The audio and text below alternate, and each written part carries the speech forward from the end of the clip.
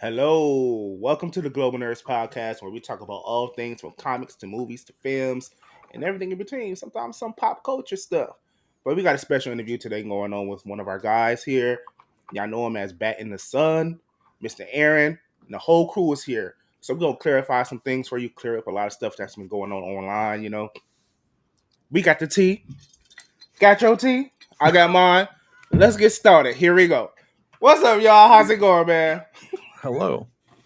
Hey everyone. What it do? Yeah. Oh. That was a dry intro, but I got my tea. That's Hopefully y'all got y'all tea with Flashiness. yours. flashy. There we go.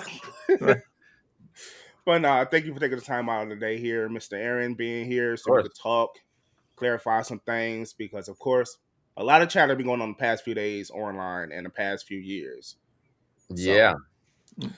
Yeah, let's get into it. Let's start with a little bit of why we were here today. If you want to take it from there. I just I know that it's funny as I post things. I'm not really. It's kind of weird. I don't really consider myself such a social media person. In a way, I work and then I post things. Like I don't even know how Twitter works. And basically I post some things online that Mhm.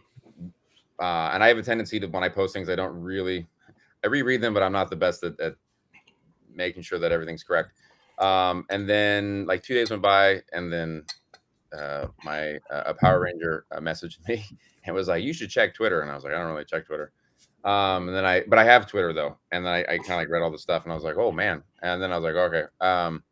But I know people get really heated online, and words get kind of taken out of context, or people have fandoms or celebrity worship or whatever that it kind of ruffles them, and my intention was not to do that, but that's why I was like, I also don't know how much of the shockwave that went out on it. So I was like, I think I just talk. I like talking way better. Like when people text me, like if you text me more than 2 sentences, I just call you because I was like, this is silly. So I like talking better. It's why I go live a lot on my YouTube and my Instagram just to like talk. And those have never set off any chain reaction. So that's why. And I saw your guys' clip, who said a lot of nice things about me. Um, and I was like, I got to message them because I was like, I hope I can talk to them. But here I am, and ask all the questions you want. Everything is an open book, whatever you want to know. Cool. I'm glad you said that because yeah, we did say a lot of shit, especially myself, because I was like, fuck this dude, like this is trash.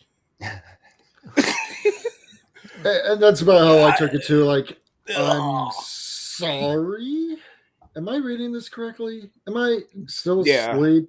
It's definitely like online perception. And again, like I said, when you write some things, it can definitely be misconstrued or misperceived a certain way.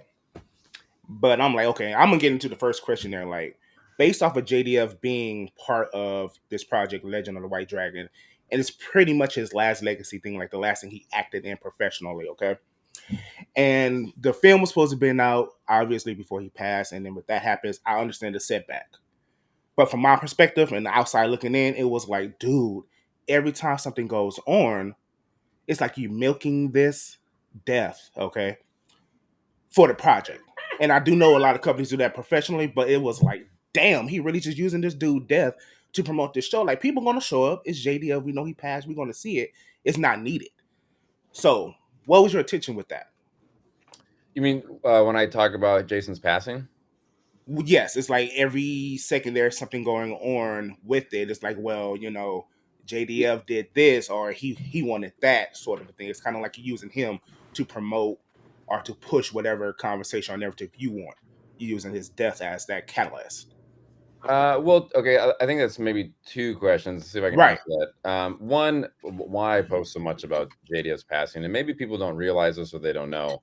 But me and Jason were super close. Me and Tony were his best friends. So it wasn't that I lost just a business partner. I lost someone that I literally talked to every day of my life. Um, and that's why it's very sad.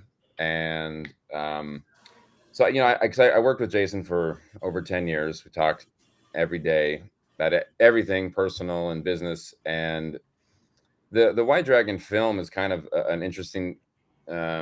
the project is interesting because when I'm editing the film every day, so I see him every day. So in a weird way, it's like he hasn't passed in my life because I see him all the time. And really, when the movie's over, is kind of when I'll say goodbye to him. So I'm always in this state of it's a little emotional, like when you see your friend all the time and you see, you're going through all the takes and all the dailies and stuff. So I post about him a lot because I just really miss him a lot. That's why I post about his passing a lot, and it's like not a business thing; it's just a friendship thing.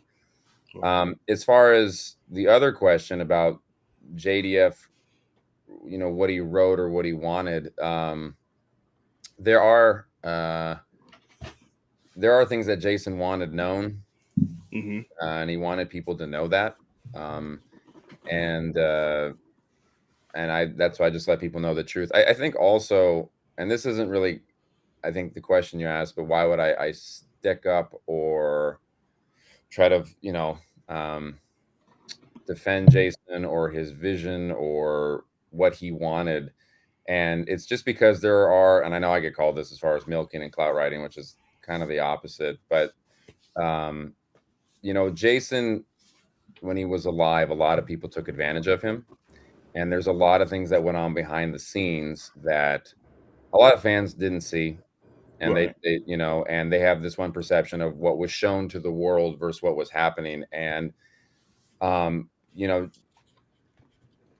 Jason's mental state was affected by this a lot. It's not the sole cause of what happened, obviously. That would be wrong to say that. But Jason was taken advantage of a lot by a lot of different people and companies, and I feel that it made him feel sometimes. I mean, in public, he's very positive, and everyone was shocked. And there's even like conspiracy theories to say that he was murdered or his wife did something to Tammy, which is all silly. None of that's true. None of that's true. I mean, he battled mental illness. If you watch his poetry online, he talks about it. He talks about suicide. He talks about all that sort of stuff. White Dragon deals a lot with that. People will be surprised how much of Jason's actual mental psychosis or mental state is represented in the film. And Jason was pretty good about living his truth through his art. I think sometimes he had a hard time living his truth in real life. But it's like they say, give a man a mask and he'll tell you the truth. And a lot of people took advantage of him. And when you commit suicide, it's because of one of the reasons because of lack of self-worth. And over those 10 years, I saw people chipping away at him. So as his friend, when I possibly see someone clout writing or when I see someone trying to, move in on his stuff, it's very, very frustrating. Which fans would be like, Aaron, that's what you're doing. And I go, but not really, because, I'm just so close with Jason and his family. And it's like, I want to just protect him and people to know the truth. And the thing that really frustrates me, this one gets me the most, is I hate seeing people or companies celebrated that contributed to Jason's mental state or frustration. That I don't like that. I'm a big fan of like justice and knowing the score, which is why it's ironic when people accuse me of that. That's why I was like, oh, let me see if I can explain some of this stuff. Yeah. I don't know if that answered your question, but if there are questions within what I said, please ask. I'm here to answer anything. See, for me personally, because I've watched some of your live streams and I've seen like most of your content quite recently.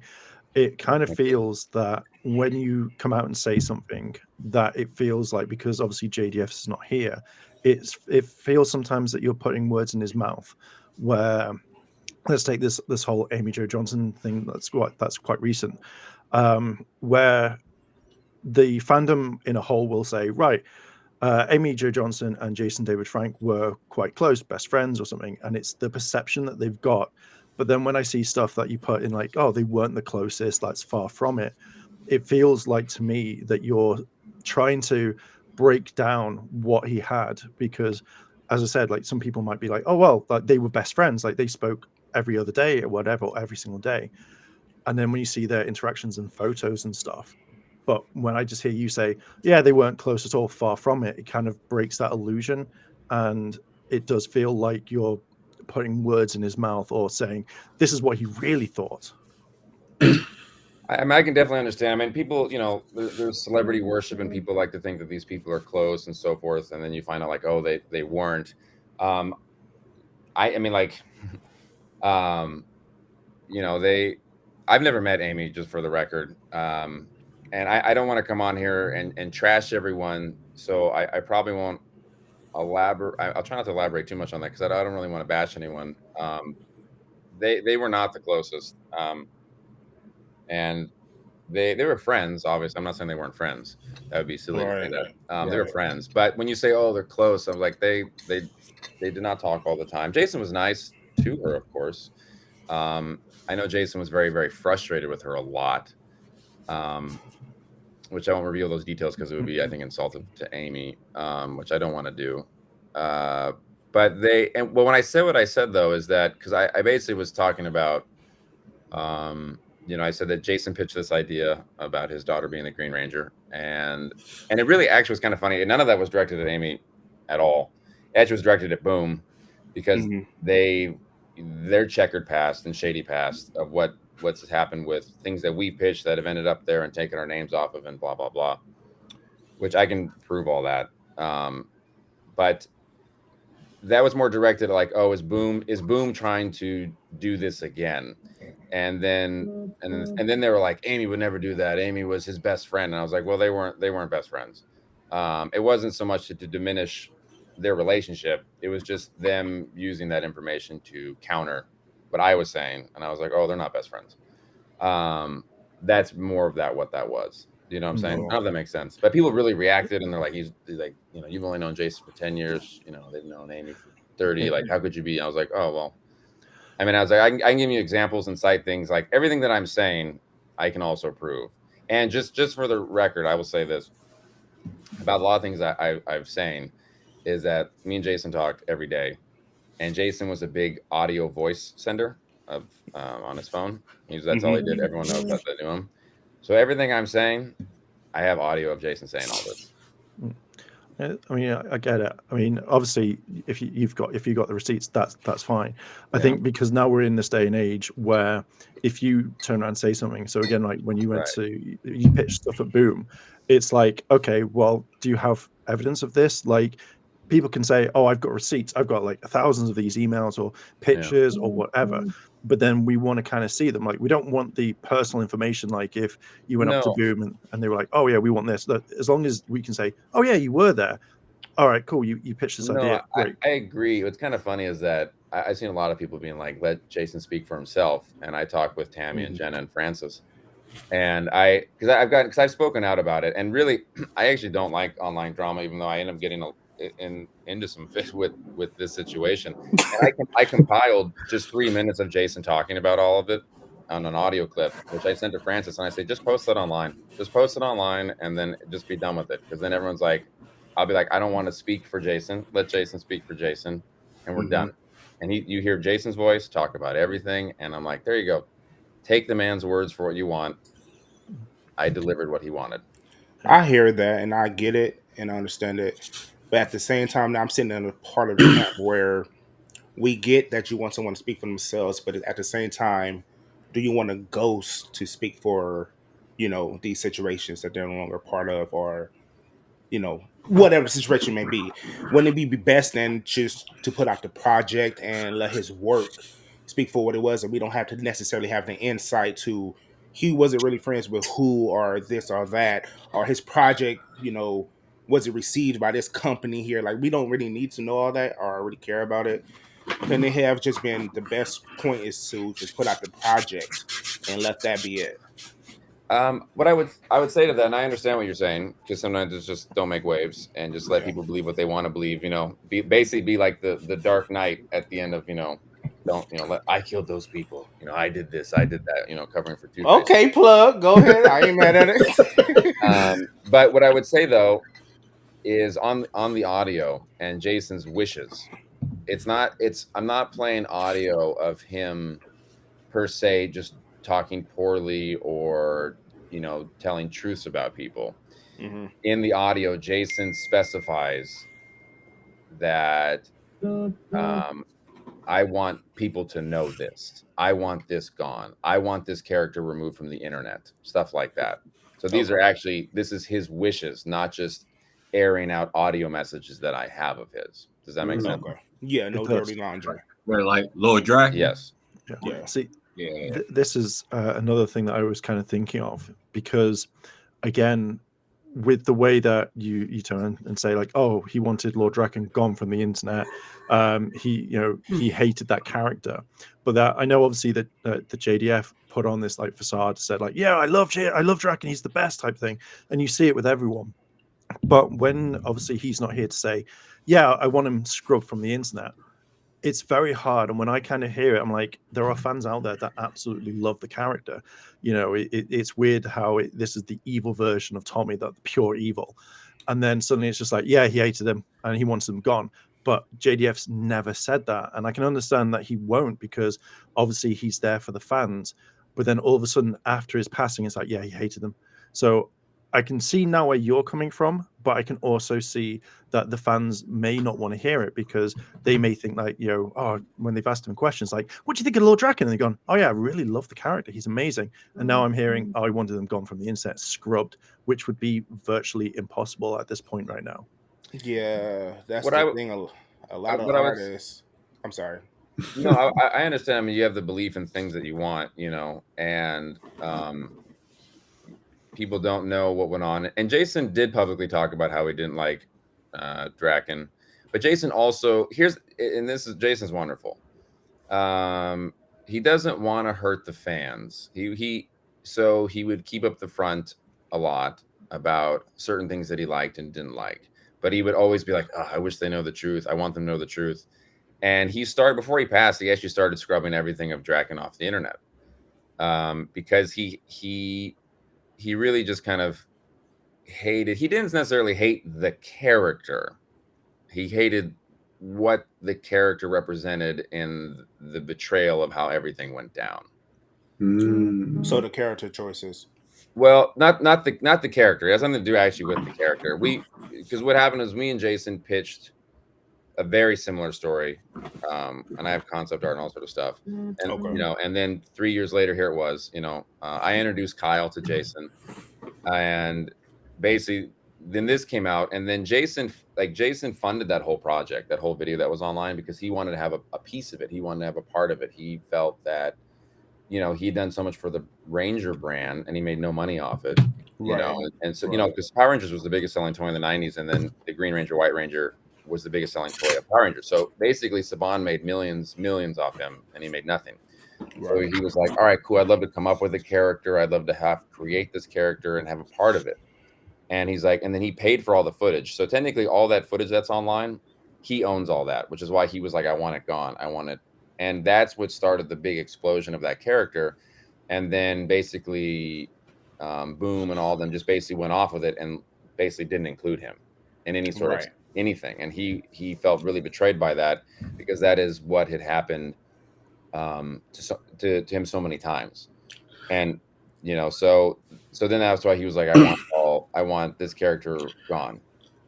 I can definitely see that, because it seemed like the trailer came out.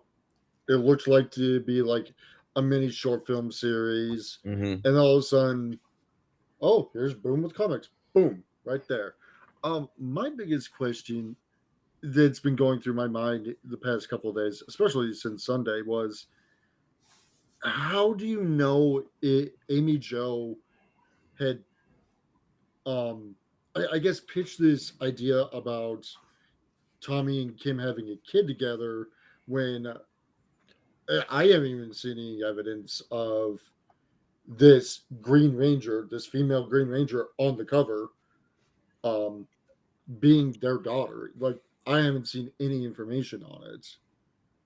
So what that was, and that might have been a misstep, and I think because I might have not said if. I know I said that later, and some people were like, you didn't say that before, and maybe I thought that that's what came off. Basically, I know there's been a story that's been floating around, and I know that Amy spoke to Jenna a couple months ago, and there's been a story floating around about that. And basically, from reading the description, I was like, oh, that's that story they've been talking about. I was like, all right, well, I guess they're finally doing it. So I was like, and the point I was saying was, and people took it as accusations, and maybe it came across that way. But I was basically saying that if they are doing that story, then I hope Jason gets credit. If they're not doing that story, which I know Amy posted, she's like, just for clarification, we're not doing that story. Then I was like, all right, well, then you don't have to give Jason credit. Then that's fine. I don't care. And people get like, they're like, oh, Aaron's protective. Well, like he wants to own the Green Ranger. I was like, I don't really care. Do whatever you want. That's great. I just want Jason to get credit for what he did. If he didn't do anything, then don't credit him. That's pretty much as simple as it gets. Yeah. That's the sucky part. It does make sense, and you clarify the whole, but because that's just the way corporations work. Even though they own it and they own the physical appearance, things like that, they don't feel like they should give him any type of rights. You know what I mean? That's just the way it is. Right, but not even the rights, just like credit. Like when we did the when we pitched very similar. It was called Return of the Emerald Dragon, which basically was if you took Draken and you took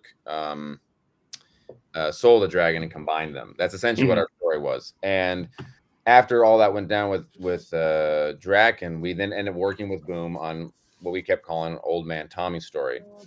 And we worked on it with Boom, and then like they were like, all right, we're announcing the project today. And I was like, cool. And then that day they're like, we're going to take yours and Jason's name off the book, no longer as writers, because we're like, oh, that's kind of weird. And then they announced it, which was kind of like, it's a really kind of shitty thing to do, because it's basically you can't get your lawyers to stop it because it already goes online.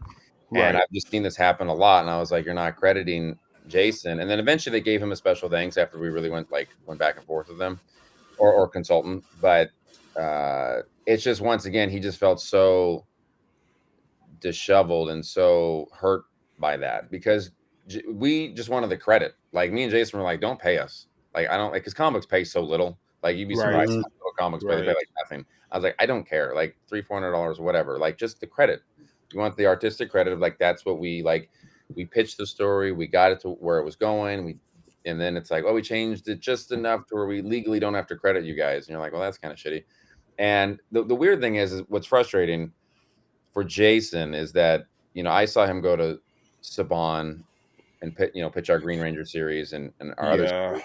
And Jason, he go, I work for free. He goes, I'll work for free. He goes, this is what the fans want. He goes, I know what the fans want. Let me be in the driver's seat. He goes, I'm on the front lines. I see them. Like, I want to do this.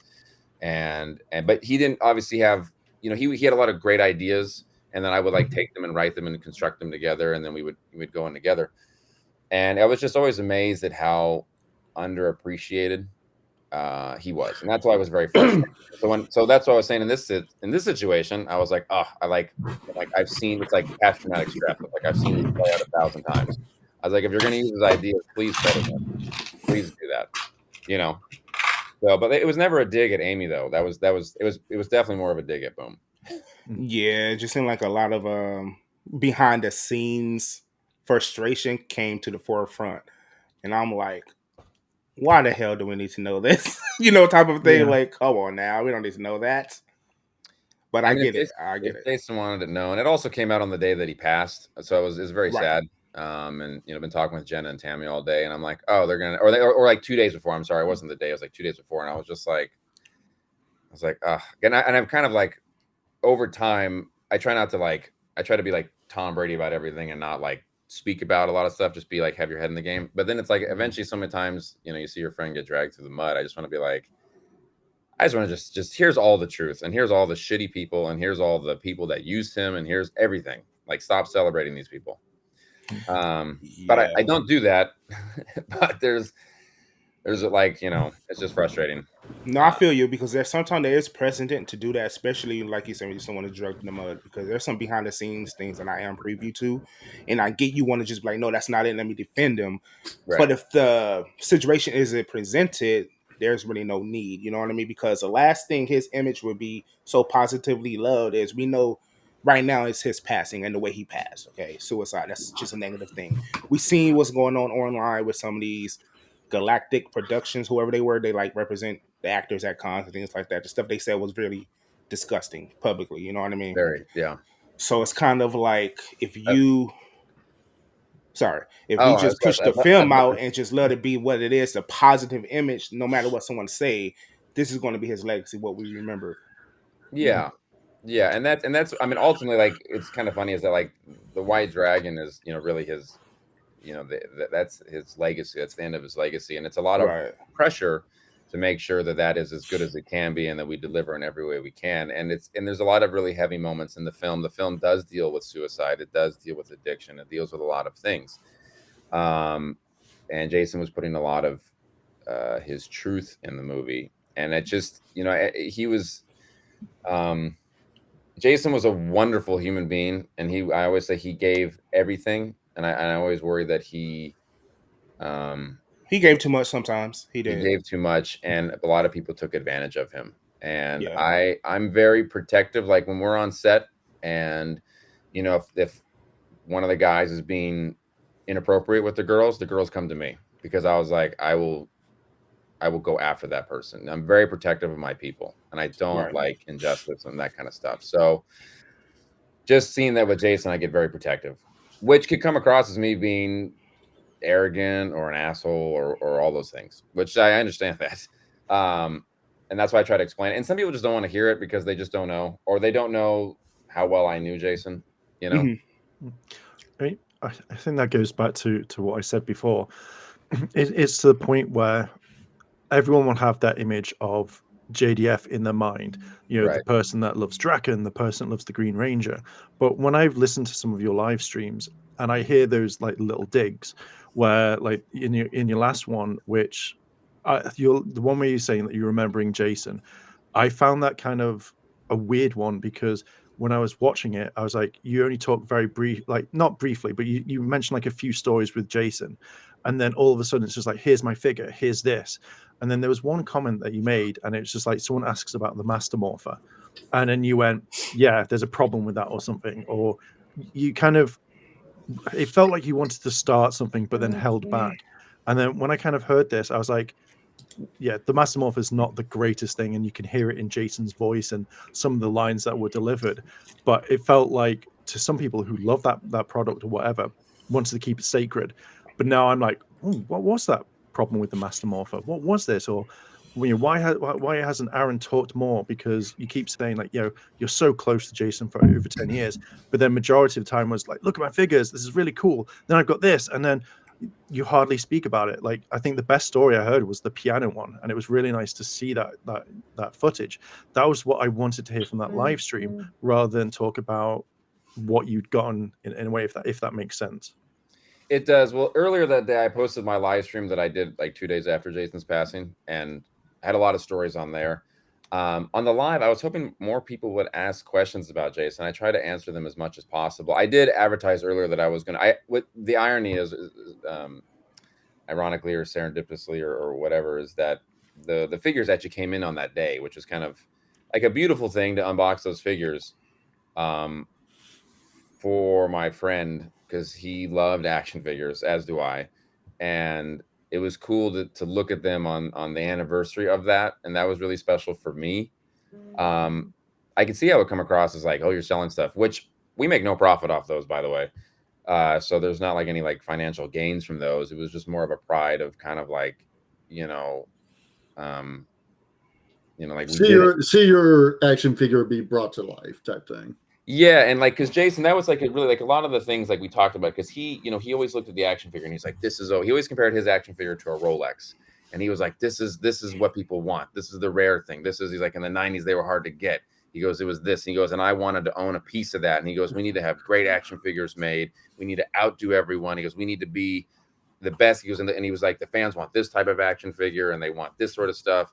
So in making these action figures, it was very meticulous to make these figures. And when you see them, they're really, really good. I own a lot of action figures. They're really nicely made figures. And it was just like, it was a wonderful thing to kind of unbox that on that day. But like I said, I could see where people just come in and they assume like, oh, you're just unboxing it to sell stuff, to use his name and blah, blah, blah. Which I mean, I understand that perception, but it's also like, this is what Jason wanted. It's what I wanted. I'm celebrating that. I probably could have told more stories about Jason. I know I told a few. I like people to ask questions a lot, and I could elaborate on any, wonderful, how I met Jason or what was my favorite story. Like I said, I have a lot of video, and it's fun to just kind of play that, because then you get to really see him. That's like, I think, way better. Mm-hmm. But But like in terms of like sometimes I will hint at things or I'll throw a little jab at things. I'm like, I don't really want to get into this. I can, but I don't really want to. And like I said, I've told Francis, I'm like, I'd rather just play all Jason's audio and then just people be like done with it. Like that's why I'm like, when people say, Aaron, don't speak for him, I'm like, there's so much that what I'm saying is speaking so little on the topic that I'm like, I'm really not. And I was like, I'd rather just play. I just texted Francis yesterday. I said, I'm kind of tired of all this BS. I said, I'm just going to drop this audio online and just be like, I'm done with this forever. You know? Yeah. And I also don't want to drop his audio online because I was like, I don't. Yeah, Francis cool people. Huh?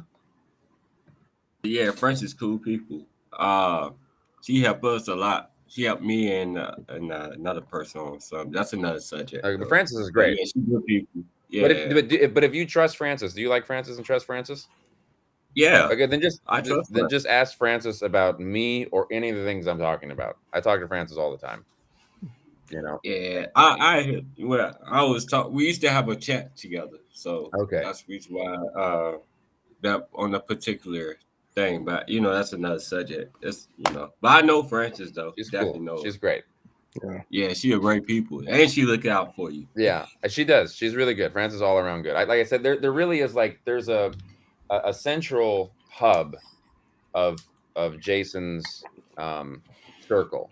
You know, the people that know everything, that look after, like when like even certain like business deals come in or different things, we all talk. It's basically it's Tammy, Jenna, Francis, me, and Tony. Like those are the people that we always try to look after and really maintain. And we're always trying to do right by Jason and the people that Jason trusted the most and different stuff like that. So but then a lot of us, Tammy got attacked and I hated that. And I was like, I wanted to come out and blast everyone, because people don't know the details. People don't know. They're like, Jason was so positive all the time. And it's like, you guys don't understand.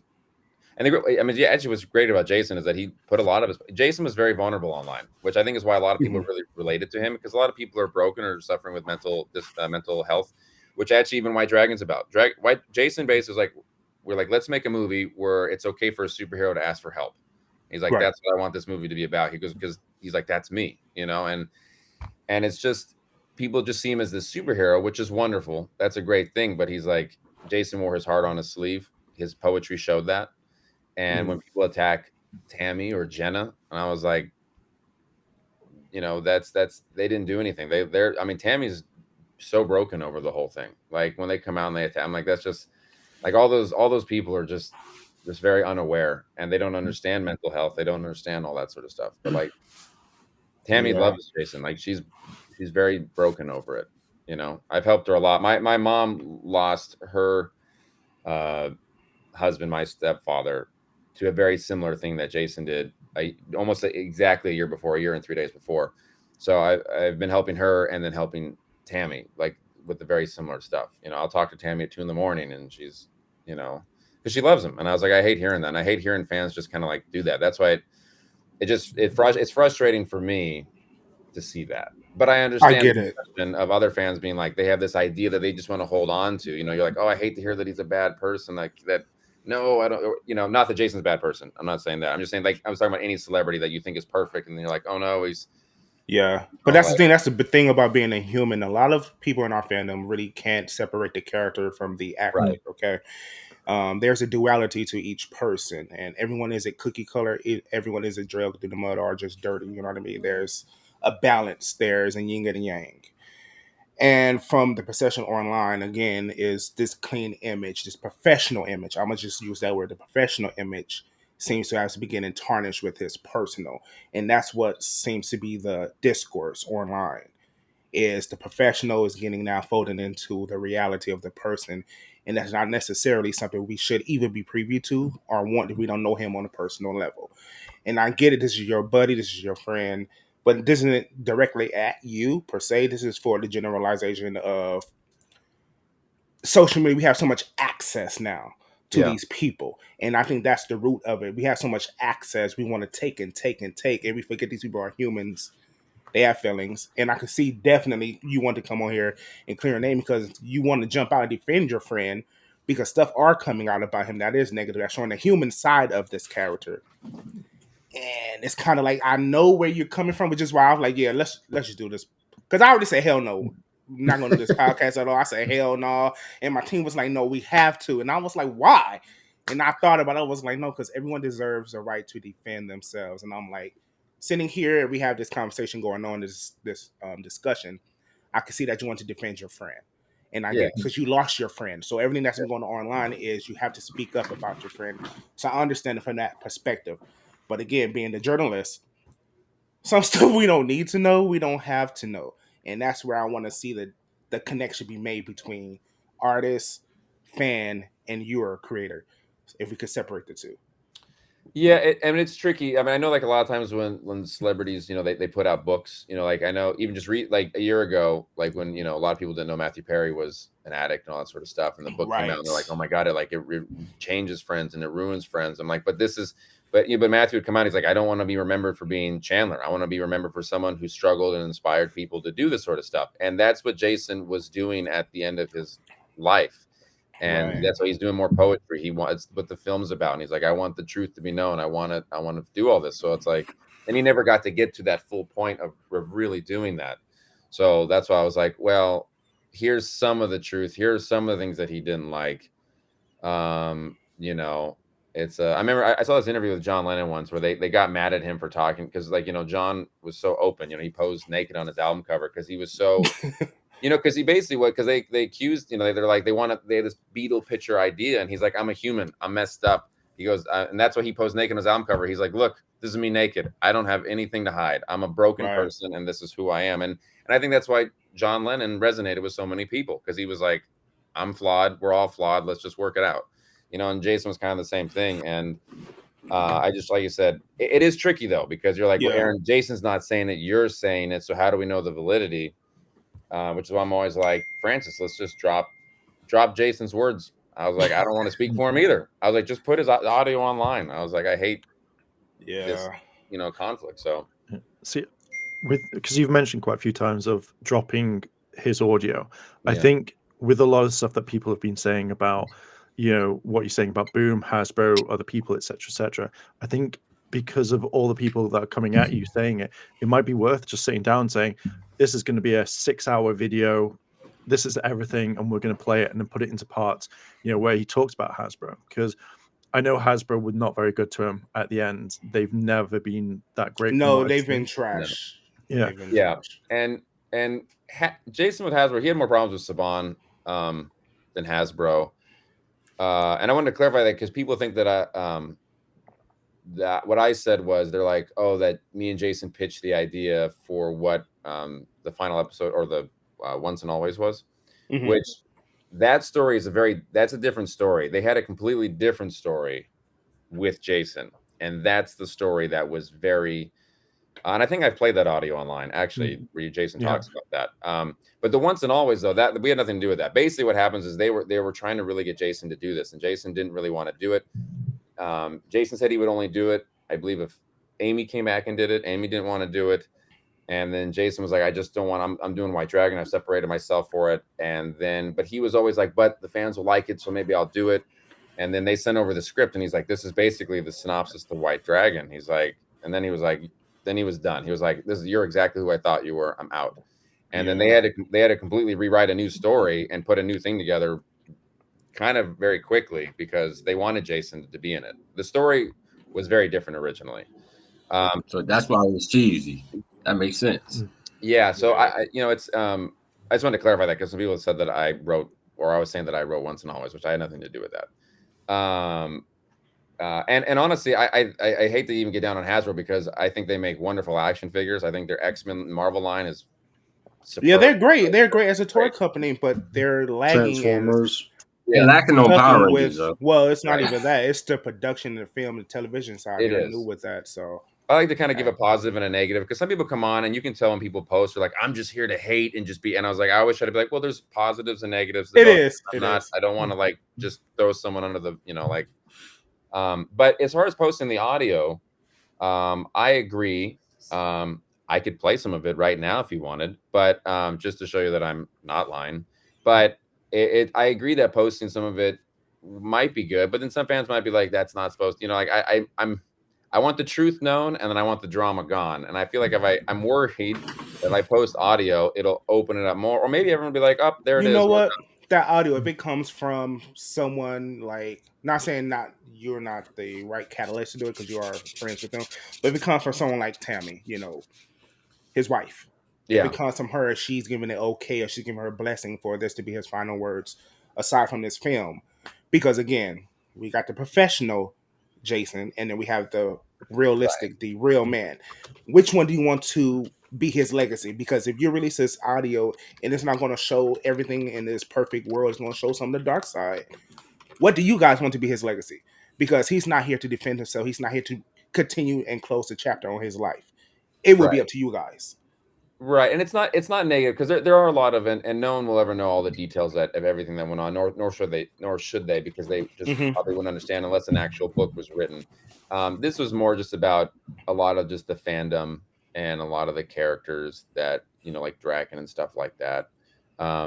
There's a lot of other inner workings that the fans don't know, and they shouldn't know, just because they don't understand.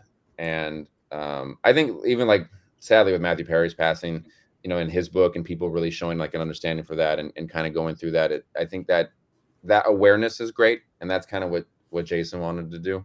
I agree that it should come from a Tammy or Jenna.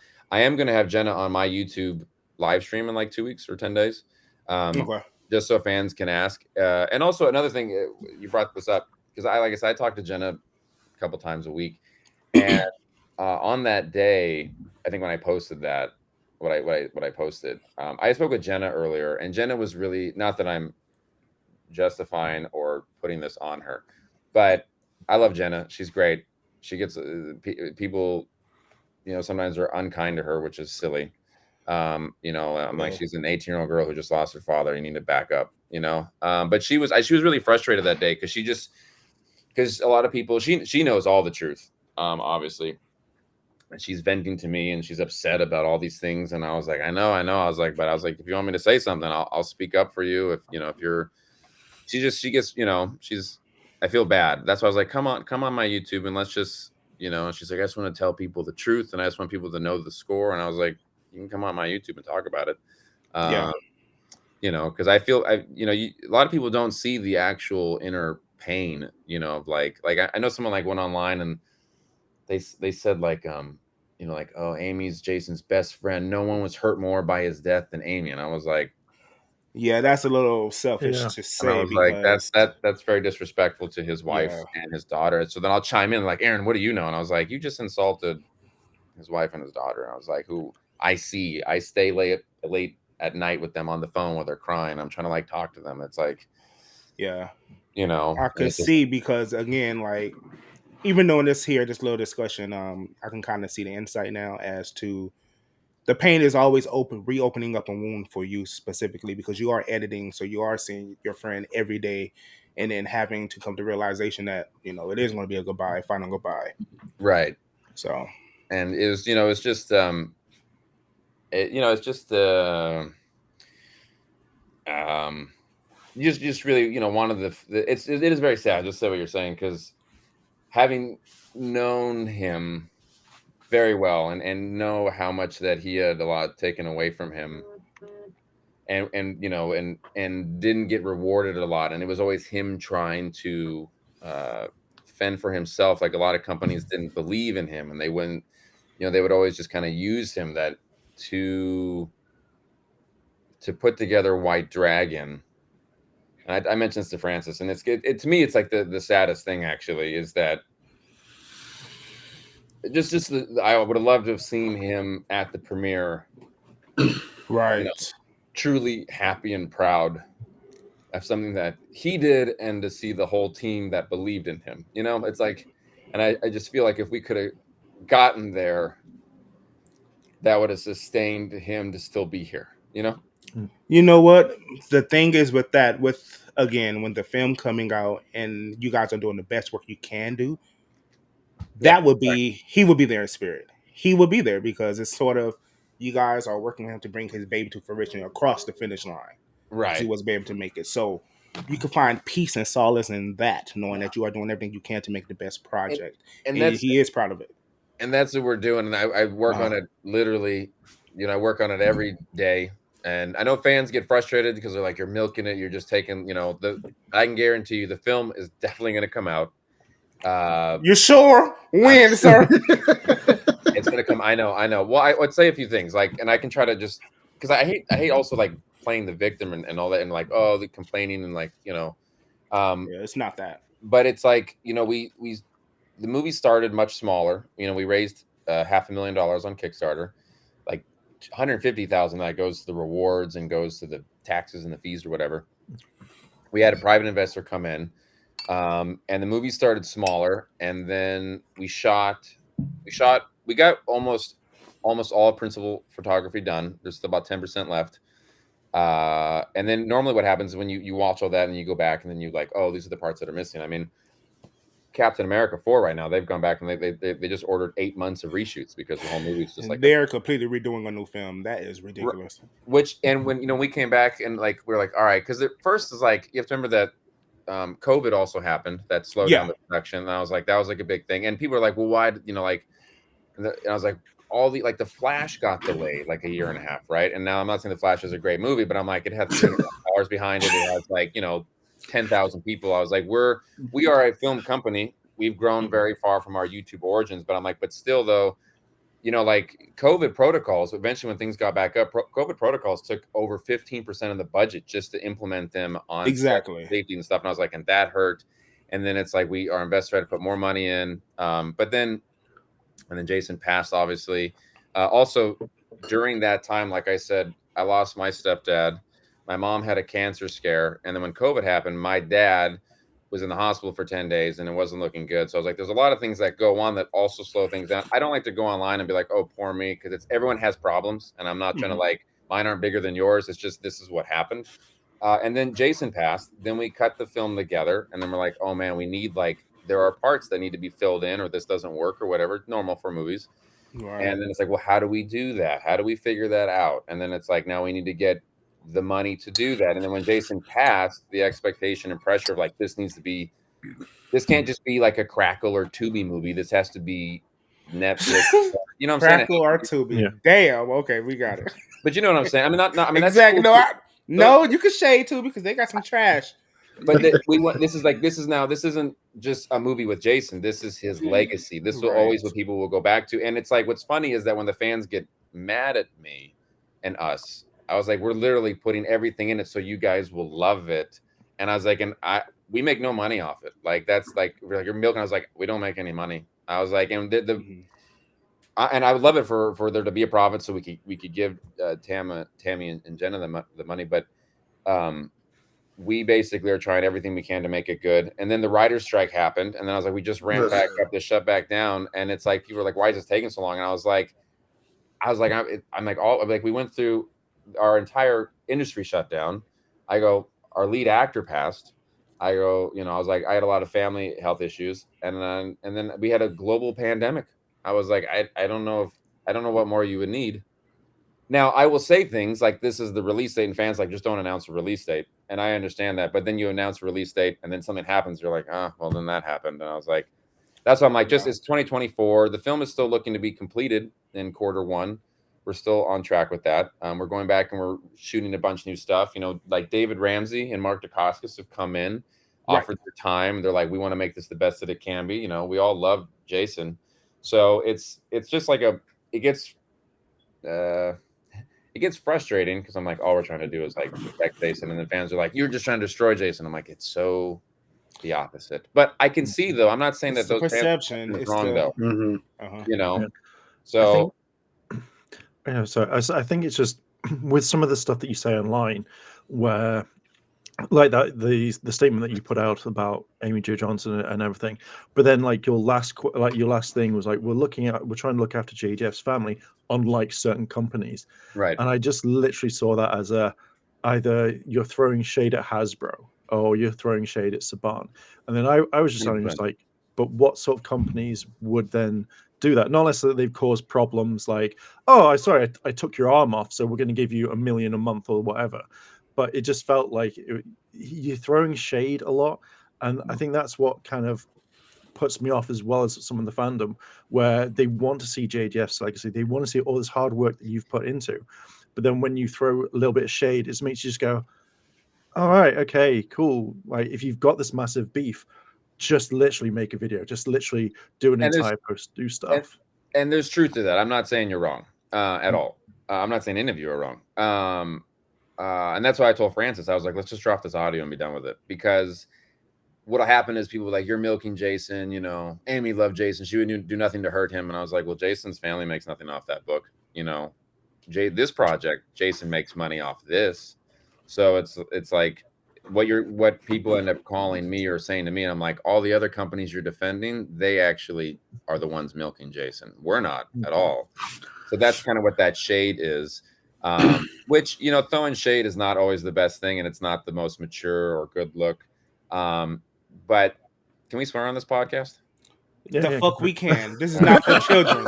Okay. I was checking. I don't want to disrespect you guys, but you know, sometimes, you know, you hear enough of that, and you hear a bunch of these things, and you just think like, you know, like, fuck them. Like these companies that use Jason, it's just like, and you don't want to say that, so you're like, unlike some people, it's like me curving what my real feelings are, but then that can also be twisted, which is why I said, let's just drop the audio, and that's it. Then I was like, and what's funny, I was like, and she's like, well, how can we explain it? How can we describe it? And I was like, you know what? I don't even want to do that. I just want to be like, here's the audio. It's Jason's words. Assume what you want. It's just the truth. Give context and some backstory if you just drop that. I know, so that's the thing. Give some context. Yeah, it's true. It's true. The way that I can see it would be just like a dark room, and then suddenly like a light from above just opens up, 2 chairs. You, Tammy, or Jenna, whoever, just sit down and go, this is it. And then titles pop up like, say, Boom Studios, and then literally you just sat there going, push the button, and then just letting the phone just literally do its thing, and then you kind of do it after.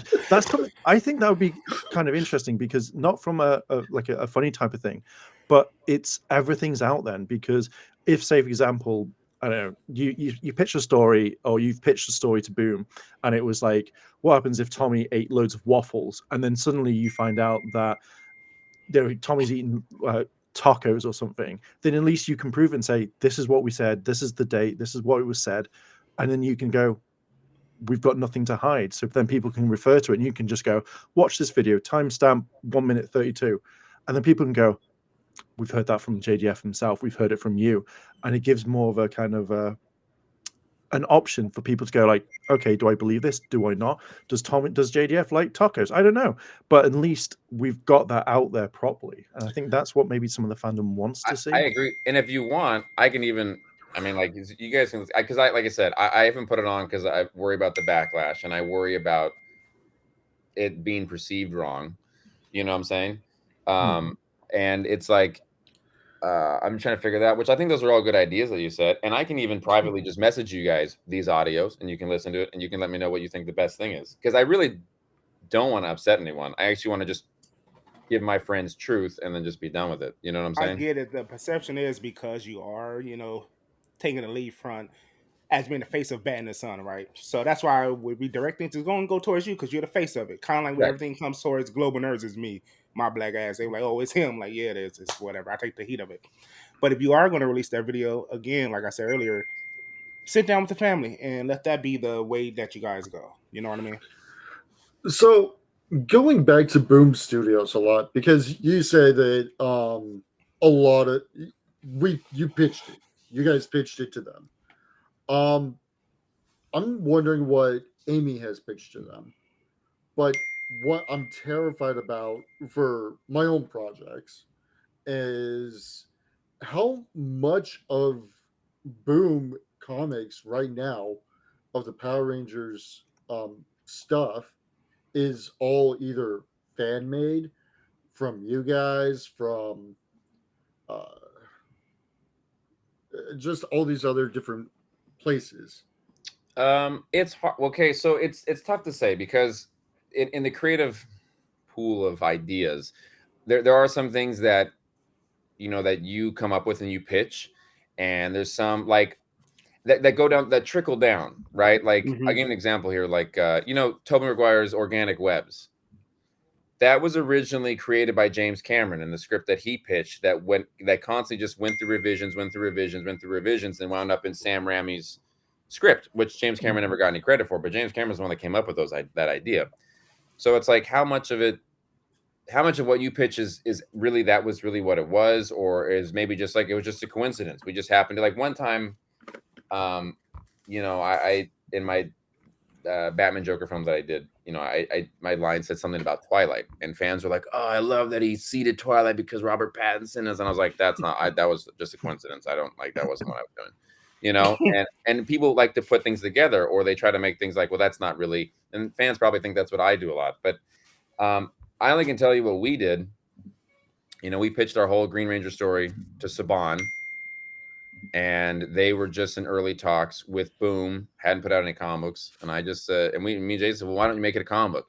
To make this a comic book, and they had all kinds of questions for us, and I remember they asked all kinds of, like, they had a lot of versus questions, and they were like, oh, because White Ranger Scorpion had just come out, and it got like 9 million views, and they're like, we don't have any Power Ranger video that has that many views. Like, how did you do that? And we were like, well, make cool stuff. Jason's in it fighting, whatever.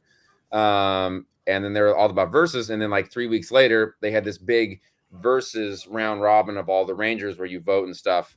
And I was like, oh, that's why you guys kept messaging me and all about these versus things. And I was like, all right. But then at the same time, right, you go, oh, they stole that from us. I go, you didn't really steal it. It's just because versing, fighting we didn't create that. That's so. But I was like, but you saw that it worked with us, and you wanted it to work for you. The only weird thing about Saban is they never said that they were working on that to us. And the thing of it is, if they were like, hey, we'd like your help. What is that? And I'm like, oh, I'll help you with it. It's fine. I don't care. Like, I've offered to work for free. So I was like, I really just want to see Jason succeed and the fans like what they like. So a lot of the stuff, now there were a lot of specifics that we pitched that I was like, oh, like the Lord Draken logo. I was like, that's almost a very similar logo to our logo. The way his shield spikes up, it's very similar. He has a red visor, very similar. Our character was called the Dark Lord Dragon Ranger, became Lord Draken. Maybe it's a coincidence, maybe it's not. But then what happens when you read the story and you're like, eventually after like 12, you're like, this is kind of weird now. Oh, I get it, because I know there's a fine line between plagiarism and inspiration, and being a smaller content. Some of these big companies aren't going to take your content and make it something their own. Like, we've been a product of that myself, so I understand it. But it's kind of like, well, damn. I get it. I'm glad you guys are inspired. You're not gonna give me the credit because, for one, you own the license, and I'm kind of doing what I want to as a content creator. You know what I mean? But it's kind of like, But my thing is just credit. I just wish that Jason, because there's a lot in there that I was like, even like the designs, and I was like, this is because the crazy thing is, like, when they adapted our costume in the comic books, right? I was like, oh, you put our costume in the comic. I go, that's cool. And then fans are like, oh, they ripped you off. And I was like, well, they own Power Rangers. We can't like sue them or anything. I was that's like, the thing that's frustrating, because it's like, well, no, it's ours. You know what you did. It's ours. But you can't do anything. And then I reached out to Dan, because I know Dan Mora. And I was like, hey man, I was like, you did a great job, like, interpreting our suit, like, cool. And he messaged me, he's like, yeah, he's like, Boom loved your suit. He goes, they wanted to use it, so they just said interpret the Batinthenedz suit. And I was like, yeah, it looks great. I was like, cool. I reached out over to Bryce over at Boom, and I was like, hey, so are you just gonna give us like credit, or like, how's it gonna work? And he's like, I don't know what you're talking about. And I was like, what do you mean I don't know what I'm talking about? I was like, yeah, that's our suit, like everything on it is basically. He's like, I don't know what you're talking about. And I was like, I have messages from Dan that you told him to use our suit. And I was like, I don't want money. I go, I don't want money at all. I go, just acknowledge that me and Jason designed that suit. And he's like, I don't know what you're talking about. And I was like, okay. I was like, this is like, I don't know what we're doing here now. And it's that kind of stuff that's very frustrating, and that Jason will get very mad about, because he's like, and the same thing with Draken. He's like, I went to bat for that. I did all these things. And he's like, and I'm not getting credit now. And now he's like, and I was like, I know. I go, it sucks. So, so it's hard to say, how much is inspired and goes in there. And, it's like, there's like a Wolverine Predator comic out now, right? And it's really popular. And you guys did that. Yeah, we did that. And like in that video has over like 100 million views across all the different social media. 100 million. That's a lot of views. And Wonder Woman versus Wolverine was a very big one as well too, that I'm now seeing about to be adapted in the comics. Yeah, and it's one of those things where it's like maybe we inspired it. I can't say for sure because before us, Batman fought Predator in the comic books, and there's always been, or they had Terminator vs. RoboCop. Yeah. So maybe we inspired it, and then it's art inspiring art, and that's fine. And that's the kind of thing that I'm like, I don't need credit for that because I don't. Maybe I inspired. Maybe a writer was like, this is so cool, we should make this a comic book, and I was like, all right, but I didn't create those characters. I didn't do any of that. That's fine. I don't need that. Maybe I was the influence, and that's cool to know that. The adapting the Green Ranger costume in the comic, I was like, well, that's clearly like these are our choices. Just give us credit, no money. We didn't create the Green Ranger, nothing like that. So it's like that's where that line is drawn as far as like respect versus just admiration. Yeah, these corporations don't know anything about respect or anything like that. Just right. I mean, y'all could at least have some royalties or something. Yeah. I want to credit. Y'all can at least give me some royalties. And then, well, the nice thing is that when our costume was adapted in the game, the Power Ranger video game that's out, the fighting game, Legacy Wars. yeah, our costumes in there, and they call it. I forget what they call it. They either call it the Evo or something. They call it version 2, or they call it the Batinthenerdz version 2, or Superpower B. I forget. Mm-hmm. But I was like, okay, well, thank you. Appreciate that respect. But even like this character here, co-created this character, never got any credit for that. And it's just like, man, guys, I'm like, come on, like, I just want to like, because I'd work for you more. I like all these characters. I would, and it's like you keep taking me and Jason's ideas and not crediting us. We want to work with you for free. Yeah, I'm curious what we're doing here. I was like, we love all this, and then it's like, and then you're gonna make us bitter, and then they're like, and it's like, we'll just do our own thing, whatever, Yeah, that's a bigger thing now because it's kind of like with these strikes going on with the SAG-AFTRA and stuff. Content creators definitely need to be part of that conversation now because there's a lot of influence that content creators produce, and these big corporations are taking on themselves. So I think that's a bigger conversation need to be had. You know what I mean? Yeah. But y'all should got credit though, because those technically y'all's characters though. But and that's all I want, and that's really kind of what started with the whole thing of this when they pitched like, oh, they're gonna do Jenna as their Green Ranger, and I was like, if they do Jason's story, I hope he gets credit because I was like, I've been through this a bunch of times and I've seen how it plays out.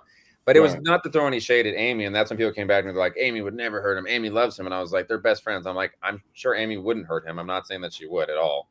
I'm just saying that they weren't best friends, but that doesn't really matter. I'm just as a side note. I was like, but that's not who I don't have any problems with her.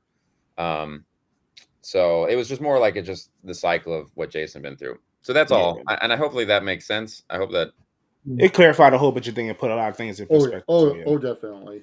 And if you have any other questions, I'm happy to answer them. I set aside a lot of time. Like I said, I started BATINTHESUN because a long time ago, because I'm like you guys, a fan, grew up with this stuff, grew up in comic shops, wanting to make cool shit, and it's blown up. And now I'm doing really cool things. I have another movie in the works. It's really big that I can't talk about yet, and it's just like, but I still buy I'll run into fans at comic stores or toy stores, and they'll be like, oh, you're you're like us, and I was like, yeah, I own a ton of toys. Like I was like, I like all this stuff. And so when the fans turn against me, I'm like, I want you guys. Like I'm trying to fight for what you guys want. That's why we do what we do. So it's like heartbreaking when they kind of No, I get it. I get it. And I'm glad you came on here and reached out because the thing is we are neutral. We're fans, and when we see something, we're gonna call it out, just what it is. And to now have the different perspective, we kind of like, okay, we get it. I still don't agree with half of it, but I get it. I understand. I respect it, and I respect you as a person, and I understand where it comes from as your friend. You know what I mean? I gotta defend my friend. But with all that out of the way, let's get to some positive things and let's change the mood because we do got Legend of the White Dragon coming out. Yes, I do want to know something about it. Let's talk about it. Okay. Yeah, I got one question though. Yeah, because it's Legend of the White Dragon now, and his name is Eric Reed. Yes. Previously, when it first announced, before the Kickstarter, it was the Power Ranger story continuous. And he was it Tommy Oliver originally? The first Kickstarter was more tied in with Power Rangers, and then when we relaunched it, then it was very much a clear cut separation from it, where it's its own original thing. It's very much like a homage, like the way that Seth MacFarlane does the Orville. Or how right now Zack Snyder's doing Rebel Moon that was originally pitched as a Star Wars story, and then he kind of tweaked it to make it original. but there's a lot of, there's like a lot of Star Wars homages in it. So that's kind of what this is. This was basically, because Seth MacFarlane, Zack Snyder all wanted to tell their version of it. The brand didn't like that, so he's like, I'll just do my own thing. And me and Jason wanted to tell this story as a Power Ranger story, the Return of the Green Ranger, and they didn't do it, so like, we'll just do our own thing. And that's kind of where it's come from. Gotcha. One of my friends, his name is Dallas Tier Arcam on Instagram. He's begging for it. He's begging, when is it coming out? It'll be out in 2024. We're working on it. It looks really good. And I really can't wait for you guys to see it. We're very, very proud of it. We're just dialing in because we know that it's going to be scrutinized and torn apart. So we have to make sure that it's really, really good. But everyone does a great job. Mark Dacascos, Michael Madsen, Jason, of course. I hope I do good in it. King Batch is great in it. He's a friend. He's hilarious. So Ciara, Serena, Jenna, I mean, they all do a great job. And they all really believe in it. It's all very emotional now when we do reshoots, Right. So, but we're trying really hard to make it really great and make it like an actual, real low budget film. I mean, it's the effects are as good or maybe a little better than CW, like the Superman and Lois show. Which is funny when people will be like, this just looks like a CW show. And I was like, Superman and Lois is $8 million an episode. I was like, that's like a lot of money for 40 minutes for sets that are already built. So I was like, if we look that good, that's great. I think the drama and the acting, I hope are better. But I don't want to, I hate, I think it's very funny when people will like attack the film or attack whatever. I read one comment. They're like, this movie's going to bomb. It's going to make less than the Marvels did. I was like, the Marvels made $100 million. I was like, this movie's not going to do that. Like, it's going to go like right to Netflix. I was like, what are you talking about? But I was like, but it's like these weird double-edged insults. I was like, if the movie made 10% of what the Marvels made, I'd be like, this is great. Like, right. I'm like, where's perception and negativity is like very silly to me sometimes, but we're trying. We're working really hard. And if you have any other questions about White Dragon, I'll happy to answer them. I just got a few fan questions. Sure.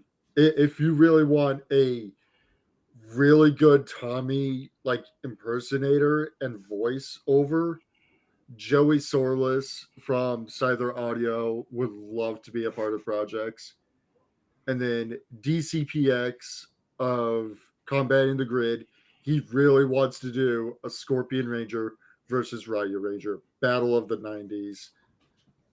That'd be cool. I mean, we got our Ryu Ranger, the Crimson Hawk,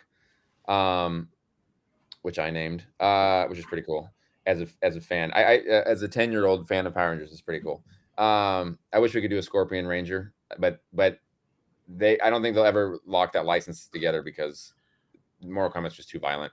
There originally was an alternate ending to Scorpion versus White Ranger, and Scorpion ripped apart the White Ranger, and we showed it to Saban, and they're like, if you could not put that online, we would appreciate that. And I was like, all right, we won't put it online. But I have it though. But that would be a cool battle. And the guy who says he does impersonations, if he wants to reach out to me, he can. My email and my Instagram are always like available to everyone. Sweet. So, I mean, obviously, how are all the clips done for like with JDF, or is it something that you may have to go back and kind of piece together his voice, or is it like literally just other reshoots around, like say that doesn't include him? There's a lot of shooting that doesn't include him, piecing things together where they story wise maybe didn't connect together. We're using everything with Jason in it, and we're not, AIing his voice or anything like that. I want to make sure there's as much Jason in the film as possible, and there's a lot of him in the film. Like I said, we got through 90% of his principal photography. It's just a lot of the scenes around it. Even if you look at like Dark Knight, like Batman's in it a lot, Bruce Wayne, but there's also a lot of Harvey Dent. There's a lot of, the mayor or Commissioner Gordon. There's a lot of Joker. So you got to build all that around it. So that's why it's a lot of shoots. I mean, there's been, I think we'll eventually hit 60 days shooting on this film, which is a lot. Oppenheimer, I think, was 64. So there's a lot of things that have gone on and things that just problems that have happened. But we're all getting there. And right now we're on the last leg of it, and we're really excited about it. And we brought on actually a big time movie producer who's been overseeing it and helping us and telling us where to fix things. And because what happens is you work on a project and you kind of get like it's too close to you, and you're like, I don't know what's good anymore. You know, so you need someone to come in and give you like, oh, okay, that's good. Okay, we can fix that, tweak that around. Okay, good. Yeah, like we're really pulling out all the stops we can to make this great. But there's been a lot of reshoots. I'll sometimes like do a little selfie on set, being like, I'm on set right now, you know, or whatever. But I try to be as transparent as possible. I really, like I said, nothing to hide or whatever. I'm like, just this is what it is. You can ask, you know. Sometimes I also like, this is my fault. This is not an excuse. I sometimes will post or answer people's questions when I'm driving. I drive a lot. And then what happens, they're like really short answers. And then I could see how people are like, that was really short. There was no like explanation or care in there, but that's my fault. You know, and then people come at me hard, and I was like, oh, I didn't mean it like that. I was like, this is why I like to talk to people. And hopefully talking with you today, I think it's been more clear like who more of I am than versus like what the words that are online, if that makes sense. It's definitely like, after hearing you talk about a few things, it has kind of opened my eyes to a lot of stuff, because from what I can only see online is literally what you posted. So again, that entire whole post where you just like, oh, you know, this has happened, and then seeing like the extra stuff, like you know, Amy Jo Johnson not being friends, and just therefore I think that then sparks off into multiple things, because once you hear that sort of thing, like we can only see what goes on. So if JDF turns around and says like, me and Amy Jo are like the best friends ever, that's then saying, oh shit, they are, aren't they? And then when you hear someone like, nah, they're not that close, or yeah, she wasn't the saddest out of the lot, I'm just like thinking, okay, so is that with everyone? Like, you know, do we then go to JDF and go, well, think about JDF, go, well, was he not friends with, say, Walter or that guy from Ninja Steel or whatever? And it kind of like sparks lots of rumors. So no, it's true, which I know the answer to both those questions, but yeah. That one we don't want to know the answer though. I know, but there are certain people like, and I said this, I think on my live or something like that. I said, here are all the people that, because I was like, I don't want to speak or do anything like that, but I was like, here's the truth. I was like, here are the 7 Rangers that were invited to his funeral, and I go, and take it for what you want, but that's how you should know. And I go, that's it.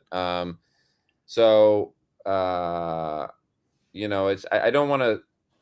And I don't want to, like I said, if Jason didn't want it known or didn't want it like certain, you know, then I wouldn't talk about it. But if Jason's like, this is what it is, or these people are used him or clout writing and he wants it known, then I was like, well, then I was like, I'm just going to say something. But I understand that out of context, it can seem really, you know, not good. I think when in that post as well, when you talked about context, we can only see what you post, because obviously you've known him for 10 years onwards. So when you're saying like, oh, things have gotten lost in translation, or you know, the context isn't there, you're the one providing the context. So when I see it, I just go, well, hang on a minute, like where else am I going to get this information from? So it kind of drops down, and then when other people see that, they just go, well, yeah, like you are the person giving that example. You're the ones who said these words. You're the ones who've posted it. So how come the fans are being blamed for taking things out of context when it's them in black and white? It's true, and you know, because you end up living in 2 different worlds, and then you kind of like don't see each other's world. Because like when this all went down, I had other Rangers reach out to me, and were like, I understand, Aaron. You know what you're saying is correct. These certain things. And I was like, I know. It's all like, so there's this group over here that like, oh, we know everything, and then you have the people that don't know anything. And then if you give them like cliff notes, then you're like, I don't like, you're just giving me like random, you know, it's like if you sing, like, if you don't know a song, like it's, I know Yesterday or whatever Beatles song, and I sing these lines, but you don't know the song. You're like, I don't know how that fits into anything else. Whereas if you know the song, you're like, oh, I know exactly where we are in the song. So it can be like a lot of like, oh, that's out of context. I should provide the context. But then I was like, I should just, like I said, I should just drop the audio and be like, there it is. I don't like, you know, because I don't like this back and forth. Yeah, no, I get it. I mean, I know exactly how, like, with YouTube is and stuff like that, or how drama starts and stuff like that. And I think it's best when everyone's got they're singing on the same page, or they know exactly what's going on. So that's why I just want to see you, Tammy, or Jenna, just in that dark room with that light just shining down, and you just going there, and then you just, at the end, just have a mic and then just drop it and go, "That's everything. I can't give you more." And then when someone says like, "Hey, like, I see you got problems," go link 1 minute 32, and then people can go, "Oh, okay, now I get it." And that's true. And maybe when Jenna's on the live, I'll talk to her because I know she was talking about she wants to talk about a lot of truth on that. And I was like, if you want, so I was like, I'll ask her, go, Jenna, do you want to play audio? And if she's like, let's do it, and I'm like, all right, then we'll play it, and then be like, there you go. I don't. Does that offensive to fans? Is that not good? Is that No, bad? that ceased the fire though. Huh? Yeah. It ceased the fire on you and everybody else. They were like, oh, okay. We can't say it's fake. That's his voice.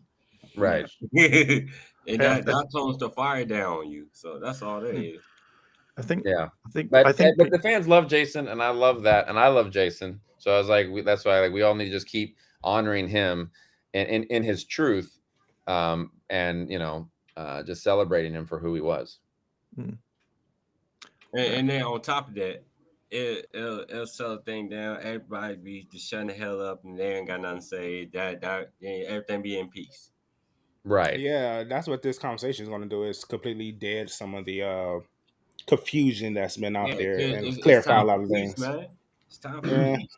Which I definitely think needs to happen with clarification, and that's I like hearing all sides of the story, and that's why we're so neutral on everything. We ask the hard questions because we want clarification. We want to give the fans what they want. No, I agree. That's why I reached out to you guys, because I was like, because I have nothing to hide. And I was like, we're the same. We both love Jason. I go, I know things that you guys don't know that you might want to know that might be helpful. And here as it is. And now we can all love Jason and honor him and move forward and not create any sort of tension between each other, because that's not good. Right. As a small community, we definitely got to try to have some type of olive branches reached out. And that's why I reached out to you guys, because I saw you guys were so. I mean, like I said, you said wonderful things about me, but but I could see that you were passionate about Jason, and I loved that, and I was like, oh, you're passionate about my friend. Okay, cool. Let me talk to you guys. I think your heart's in the right place. We're all miscommunicating, and we can solve this, no problem. Right. Like I know I've said in videos and stuff, like I was interested in seeing Legend of the White Dragon. Then after all this came up, I was like, I don't want to watch it. Like, I don't want to see this. Now I'm like, okay, yeah, now I want to watch it.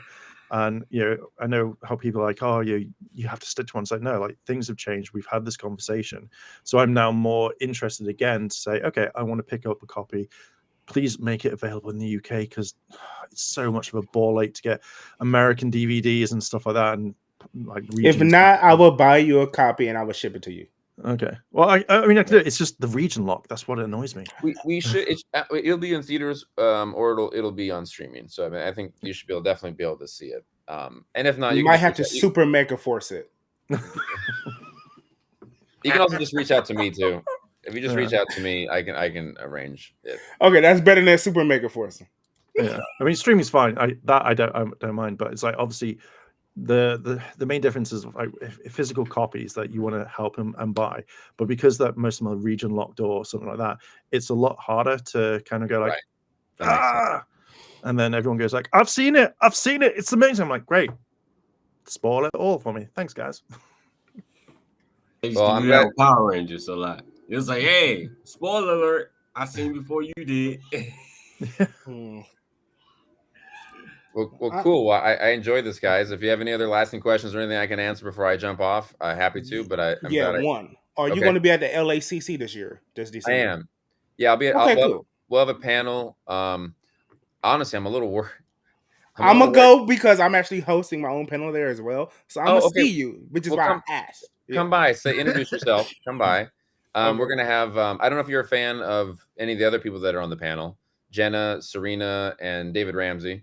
I can introduce you to all of them. We wanted to have. I was trying to put together a signing, but I'll be honest with you. all the fans were so angry and so intense. I was like, I'm a little worried to have a signing. Like fans are gonna be like so like mad, and I was like, this hopefully would definitely calm some of that once to put out. I'm gonna put it out today, just so you can know. I'm gonna put it out today, and it's gonna help it out.